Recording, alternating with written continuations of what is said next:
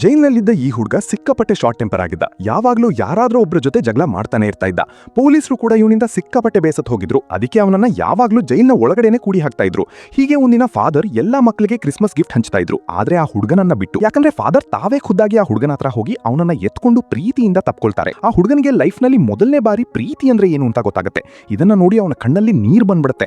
Father ತಮ್ಮ ಸ್ವಂತ ಕೈಯಿಂದ ಅವನಿಗೆ ಸ್ನಾನ ಮಾಡಿಸಿ ಅವನಿಗೆ ಒಂದು ಹೆಸರನ್ನ ಇಡ್ತಾರೆ. ಆ ಮೂಗ ಹುಡುಗ ತನ್ನ ಹೆಸರನ್ನ ಕೈ ಮೇಲೆ ಬರೆಯಕ್ಕೆ ಹೇಳಿ ಆಮೇಲೆ ಎಲ್ಲಾ ಮಕ್ಕಳ ಹತ್ರ ಹೋಗಿ ತನ್ನ ಹೆಸರನ್ನ ತೋರ್ಸಕ್ ಶುರು ಮಾಡ್ತಾನೆ.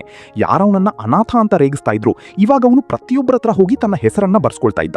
ಟೈಮ್ ಕಳೆದಾಗೆ ಆ ಹುಡುಗ ದೊಡ್ಡವನಾಗ್ತಾನೆ ಮತ್ತೆ ಜೈಲಿನಿಂದ ರಿಲೀಸ್ ಕೂಡ ಆಗ್ತಾನೆ. ಜೈಲಿನಿಂದ ಆಚೆ ಬಂದ್ಮೇಲೆ ಅವನು ಸಿಕ್ಕಾಪಟ್ಟೆ ಅಳ್ದಾಡಕ್ ಶುರು ಮಾಡ್ತಾನೆ. ಒಂದ್ ರಾತ್ರಿ ಜನರ ಗುಂಪು ಒಬ್ಬ ಅನಾಥ ಮಗುವನ್ನ ನೋಡ್ತಾ ಇರ್ತಾರೆ. ಈ ವಿಷಯ ಅವನಿಗೆ ಗೊತ್ತಾದ ತಕ್ಷಣ ಅವನು ಆ ಮಗುವನ್ನ ದತ್ತು ಪಡ್ಕೊಳ್ತಾನೆ. ತಾನು ಅನಾಥನಾಗಿ ಪಟ್ಟ ಕಷ್ಟನ ಆ ಮಗು ಪಡಬಾರ್ದು ಅಂತ ಅವನು ಅನ್ಕೊಳ್ತಾನೆ. ಆ ಮಗು ಅವನ ಲೈಫ್ಗೆ ಬಂದ್ಮೇಲೆ ಅವನು ತನ್ನ ಒಂಟಿತನನ ಪೂರ್ತಿಯಾಗಿ ಮರ್ತು ಬಿಡ್ತಾನೆ.